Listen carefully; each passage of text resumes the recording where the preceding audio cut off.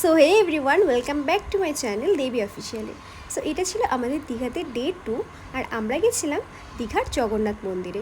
এটা just opening হয়েছিল, তাই ভিড়টাও যথারীতি অনেকটাই পরিমাণে ছিল। আর এখানের অ্যাম্বিয়েন্সটাও ভীষণ সুন্দর ছিল, ভিতরটা খুবই সুন্দর করেছিল। আর এটা ছিল জগন্নাথ দেবের মন্দির, মূর্তিগুলো তোমরা সবাই দর্শন করে নাও। আর অ্যাকচুয়ালি এখানে এতটা পরিমাণে রোদ ছিল, তখন আমরা তো গেছিলাম জাস্ট কিছুদিন আগে, 2 উইকস আগে মতো গেছিলাম।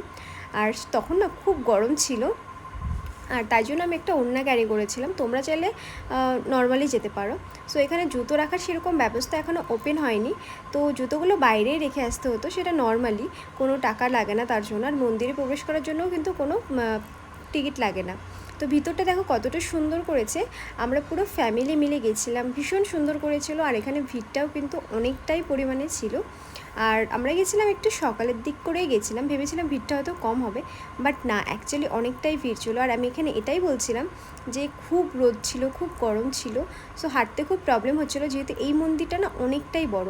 পুরীতে যেরকম ধরো তোমার একটু ছোটোর মধ্যে মন্দিরটা, বাট দীঘার এই জগন্নাথ মন্দিরটা অনেকটা লেভেলের বড়। তো তোমরা দেখে সেটা বুঝতেই পারছো। এটা ছিল সামনের ফ্রন্ট এরিয়াটা। দেন আমরা ওখান থেকে বাড়ি চলে আসি। তোমাদের ভিডিওটা কেমন লাগলো অবশ্যই জানিও। টাটা।